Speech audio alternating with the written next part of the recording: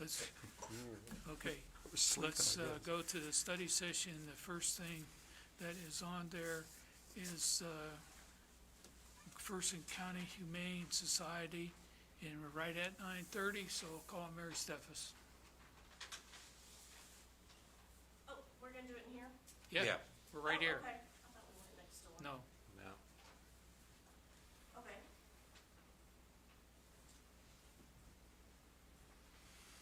Good morning. good morning. I've already been out this morning looking for a missing cat. Thanks for having us. I don't know if everyone knows everybody, You know, you can make your introductions. Please. so I can make some introductions. And I'm not very good at hearing in the first place, and then when I can't see lips, so sorry if I don't hear everything. But anyway, this is our new executive director, Erin Eskildson, Hi. and Dinah Strange is here, and Becca Locke. And I'm Mary Steffes. Good morning. Basically, you're looking at the McPherson County Humane Society Operational Committee.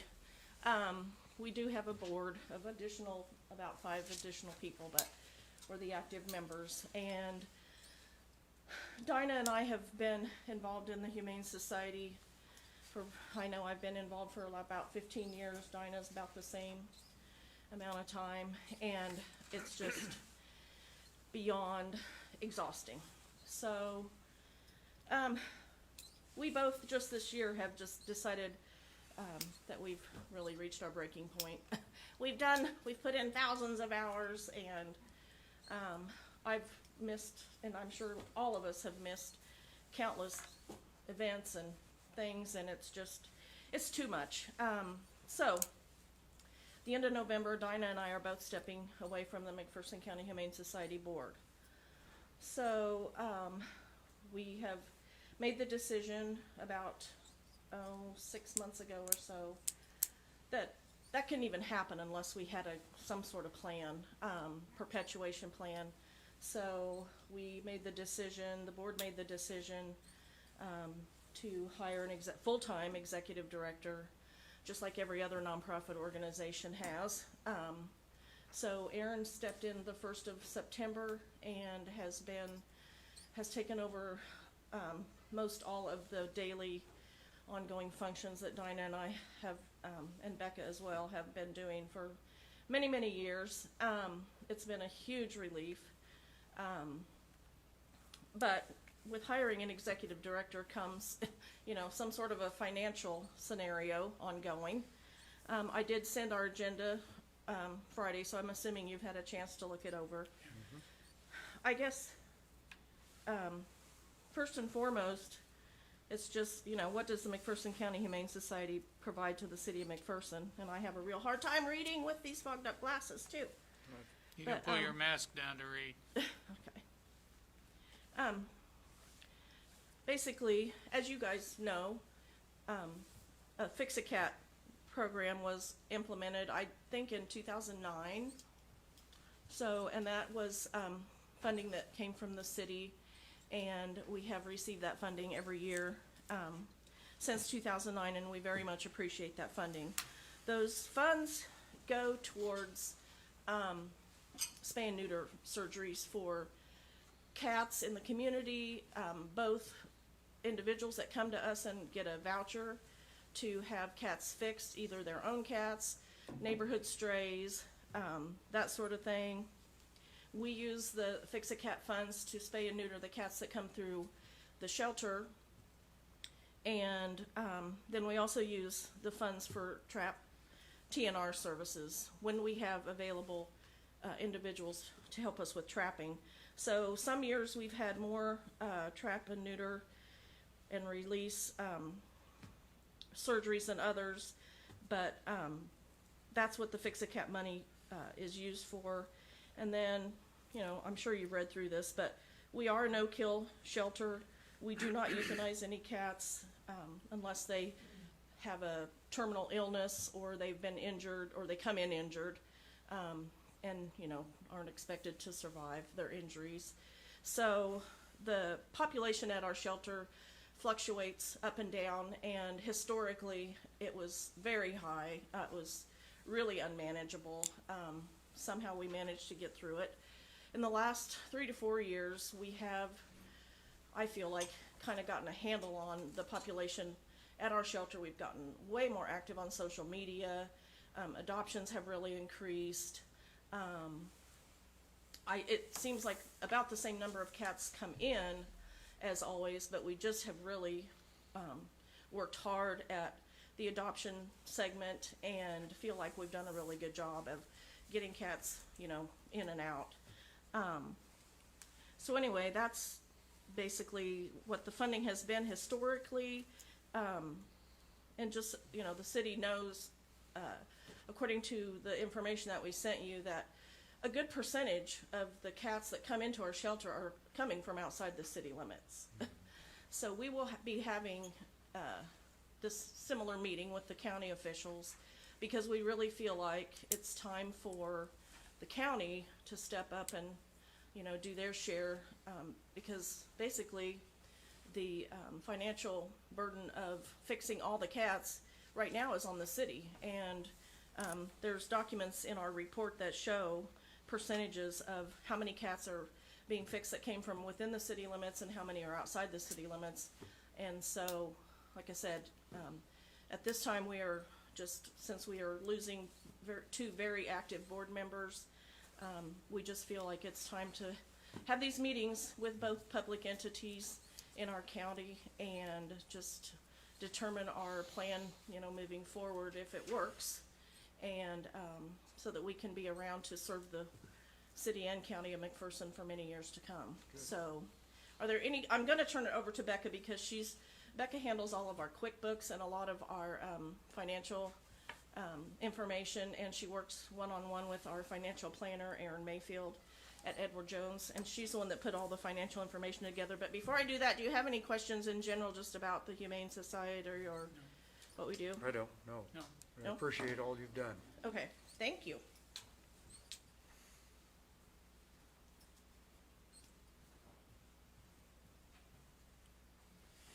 Good morning. Good morning. Okay, I'm going to bore you here for a minute. I just kind of wanted to go through what I did. So basically, with hiring an executive director, we're anticipating around a $49,000 loss annually. So I spoke with Aaron Mayfield from Edward Jones, and he did a cash flow analysis. And he suggested that if we could acquire funding in total of $42,000, we would be able to carry on indefinitely.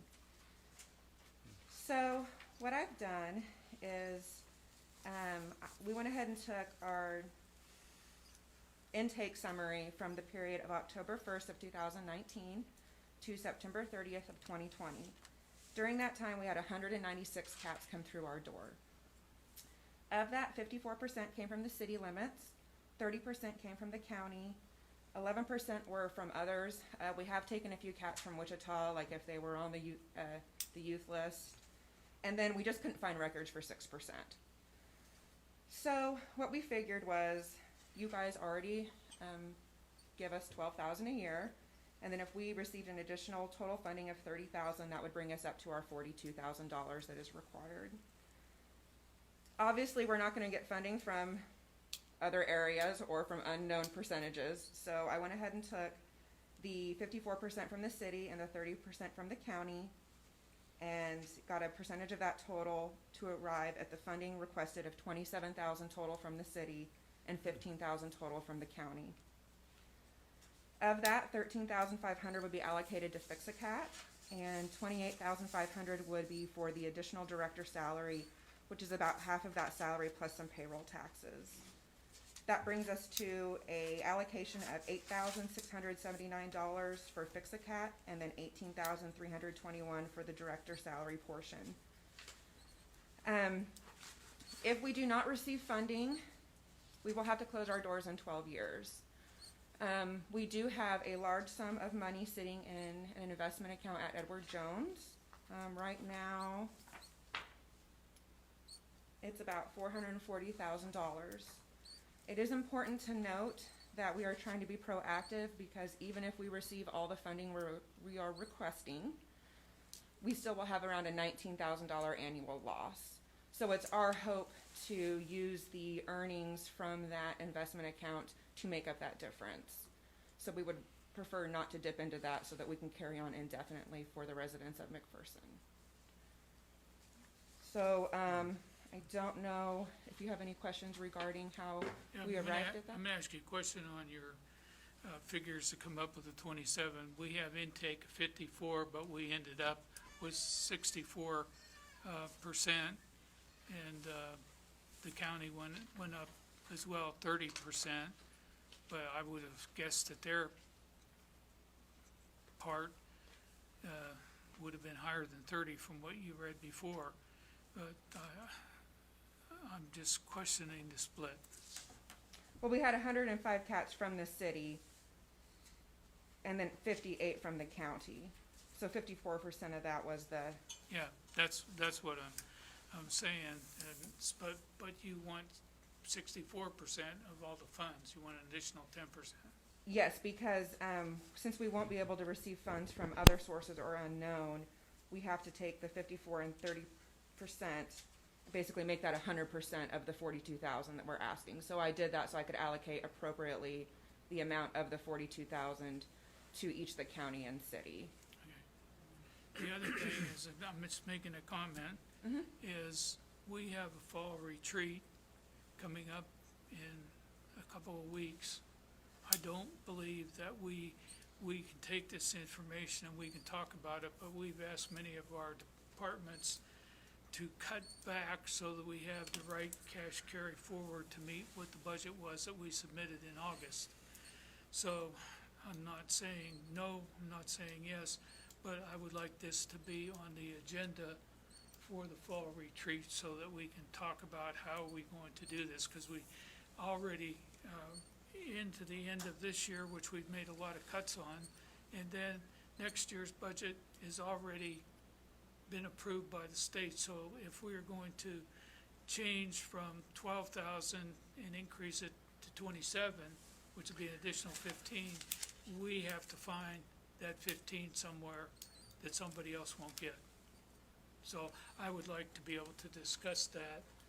You don't necessarily have to come to the retreat, but we will have a thorough financial review at the fall retreat in November, and then I would like to be able to discuss your situation at that retreat. Yeah, and that date is November 5.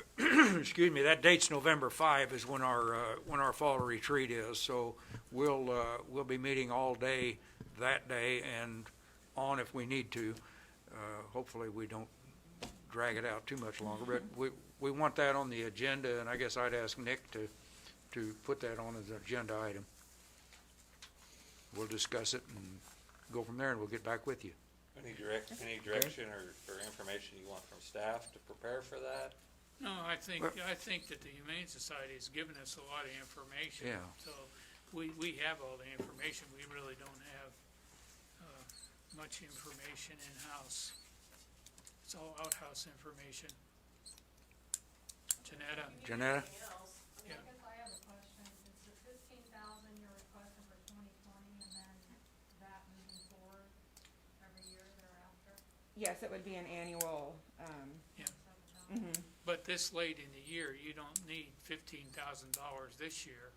It would be, we understand that it would probably be for the 2022, right? Is that, 2021. or, okay. Yeah. I thought you already finalized. Year one for what you get in 2021 to be 27, not 12. Rather than 12. Well, what I discussed with Dinah was that, we didn't have anything in the budget for 2021, and we talked about 2022. Yeah, that's what we Okay, were well, expecting.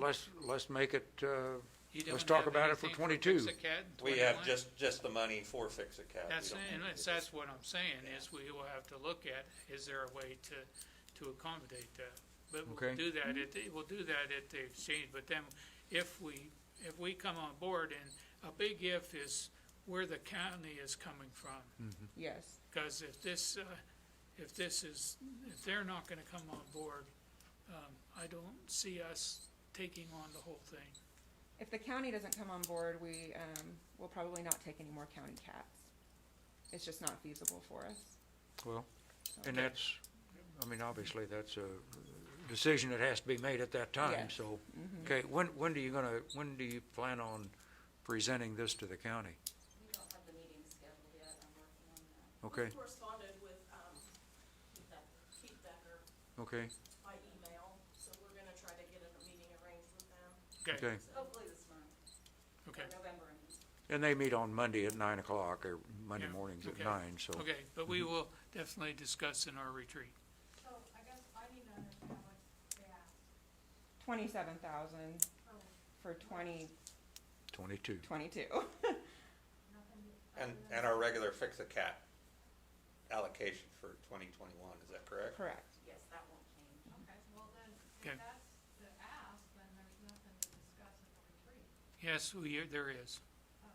They need to know going forward where the commitment lies. Yeah, and just so you know, the Fix-A-Cat, budget this year ran out about the 1st of September, Okay, so give or take September 15th or something like that, we had to shut down the vouchers. okay, all And, right. Well- sorry. Okay, I think Dinah wanted to say something too. Donna? Or did you not want to go through anything? No, I have additional handouts that I can leave Oh. with you. Okay. Just the general about the organization. Okay. Okay, but you Okay. can pass those out and we'll Mhm. read them. Okay, All right, thank you thank you guys. for coming Thank you. in, and we'll let you know how the November 5th comes. Yeah, you can just give them on the end and they'll pass them down. Okay, I'd like to call on Wayne Burns, Ballpark Tennis Complex. Good morning. Morning. On May 15th, 2017, the Commission approved and authorized the renovation of Wall Park tennis courts. During the construction and demolition of the facility, the east side irrigation system was destroyed, removed, and never reconnected. Staff is requesting to restore the irrigation system on the east side of the tennis complex. We have a quote from Wetlands Irrigation for $1,950. I'd make the motion to accept the vote. This is Study session. Study study session. session. I'm sorry. You want to bring it next week? Do you need it done before winter? Yeah, we'd like to get it done. Okay, bring it next week. We'll Okay, see. thank you. Okay. Police department. Huh? It says you have, 3 items. Stand up there and we'll do a ventriloquist act. You stand up there. Here. Yeah, you can't believe anything the chief says these days. The first Okay. one you have is, First item is permission to purchase animal shelter water dispense system. And, I think that is a November retreat issue. yeah, Okay? Okay. Permission to purchase animal shelter deep freeze. Since it's coming on winter, we hang them out the window. Well, no, I think that becomes a November retreat issue as well. I agree. And then permission to purchase animal shelter washer and dryer, that is a retreat issue as well. Yeah. So all 3 of those should come when you come to the retreat okay, on the 5th, okay? sounds good. Yeah, thank you for a Thanks. brief yeah, Thank you. community building, Boy, you snuck out of that one. community building. Community building is blood drive, that they want to have the blood drive scheduled for January 18th and 19th. It was scheduled for another location, but we've covered the other location before. Does anybody have a problem of bringing this back next Monday and approving it? Nope. Do it. And they're wanting to waive the fees, so. Yeah, and we will waive the fee at that Right. time. Exactly. Okay, how long will it take you, Jeff? No, you can. Go. We're doing study session. Yeah, Okay, the first item is out of the wastewater treatment facility, suspended solids in-basin analyzer with Hawk Corporation. We have 4 suspended solids in-basin analyzers and 1 sensor in the WAS line. We typically have 2 for inventory for replacements. When 1 goes out, the average lifespan typically 2 to 4 years. We need to order 2 for our inventory. We received a quote for $49.15 plus estimated $200 for shipping. Okay, bring it. Next one, again, out of the wastewater treatment facility is cationic polymer. Polymers used in the wastewater treatment facility to chemically break the bond between sludge and water, allowing them to separate. This process is called flocculation. We received a quote from Fort Bend Services to purchase 4 2,300-pound totes of cationic polymer at $1.64 a pound. Total cost $15,088 delivered. We receive a price break when we order at least 3 totes. Okay, Next item is, again, out of the wastewater treatment facility, root control treatment with Duke's Root Control. Once every 3 years, we schedule maintenance for root control for our problem areas. We have a quote from Duke's Root Control, the foam treatment, estimated 3,500 feet, or for $3,500. Cost of the proposal is to apply root control to 2,458 linear feet of sewer line. We've used this service with good results in the past.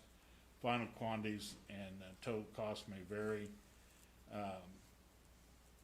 to treat actual measured lengths obtained during the work.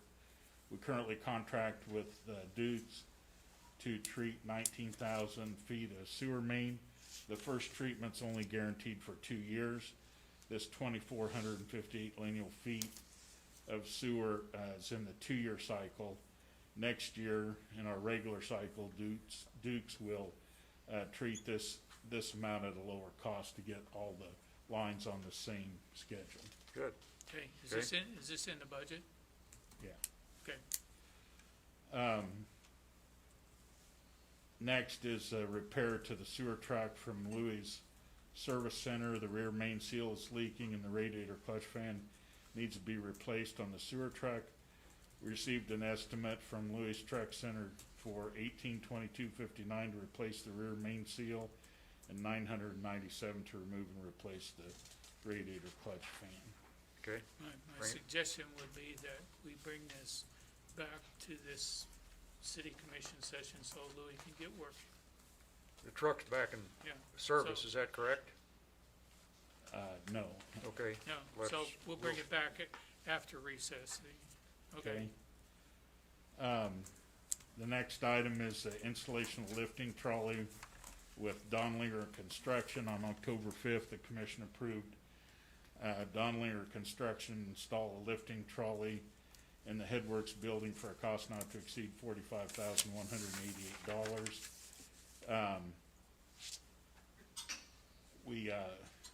It had been quite a while between the quote and the actual award. Material cost went up $1,712. They're asking to increase that to the new $46,900. okay. Okay, we'll bring it next week. Yep. Next item is on the Hollis area drainage project with Cornell and Sons, change order number 7. The change order just all sanitary sewer bid items from what was estimated on the plans to what was required to construct the project. Net increase for adjustment of all sanitary sewer bid items to the contract is $200. Okay, Okay, bring it next week. Next item is on the Chestnut Street Improvement Project, change order number 4 with Kansas Paving. On September 21st, 2020, the commission approved change order 3 in the amount of $74,419.50 for the Chestnut Street project. Change order number 3 was the worst case scenario. Chestnut Street was so uneven, it was difficult to predict the tons required to complete the overlay. Change order number 4, adjust all the items of the current contract to what was required to construct the project for a total reduction of the current contract amount, $27,479.50. The majority of this reduction was the additional milling, actually the underrun of the asphalt. Change order number 3. Okay, so you'll bring that next week too? Okay, I'm gonna question need- from Janetta. I need to know the percentage street and storm breakout. Can you get that far? This is all street. It's all street? Yeah. Yep. Okay. All right, what I would like to do with the permission of the city attorney is to remain recessed to include the city service awards at the community building. And then when we come back, we will reconvene the city commission meeting, and we still have public works and administrative report to go. And you still have fire department study session items, so. Huh? You skipped over Fire the fire. department. Okay, go, get up here. Let Todd do it, he's fast. Yeah. You wanna do a ventriloquist act? No. No? All right. The Fire Department Executive Assistant Chris Bruton submitted a resignation for effective November 5th, 2020. So we'd like to bring that next week. Thank her for her service and then begin the hiring process. Okay, bring it. The next item, Deputy Chief Darby wrote and applied for a grant from TransCanada Energy for a commercial firefighter gear dryer. This is good for us for COVID as well, so we can dry off all of our gowns after we wash those. That grant was awarded to us for an amount of $7,519. So I'd like to bring that next week and then order the equipment. Okay, go Darby, go. And then the fire department applied for a Williams Energy grant for community outreach as well. We received a check from Williams Energy for an amount of $1,000. We wanted to do a public thank you to them and get approval to accept that next week as well. Okay, bring it. And then the last thing we have, we responded to a crop fire on October 8th. The combine started a soybean field on fire. The fire spread to the north at a rapid rate due to wind conditions. A house and numerous outbuildings were threatened. To access the field to cut off the fire from advancing, crews decided to enter the field through a ditch. The departure angle on the backside of engine 2 is not high enough for the ditch that was they were leaving, so we had a part of the tailboard that got bent up pretty good. And we've done this before on this truck. However, we took it to Hayes immediately, got it back in service, and the bill was $2,986.10. So we submitted that to insurance. It'll be $1,000 deductible, and we'll owe $1,986.10. So get a request of permission to pay that next week as well. Yeah, you bring it next Monday. That's all I got. Okay, we've got 2 minutes to get to the community building. Right. We're still in recess, long way. Okay.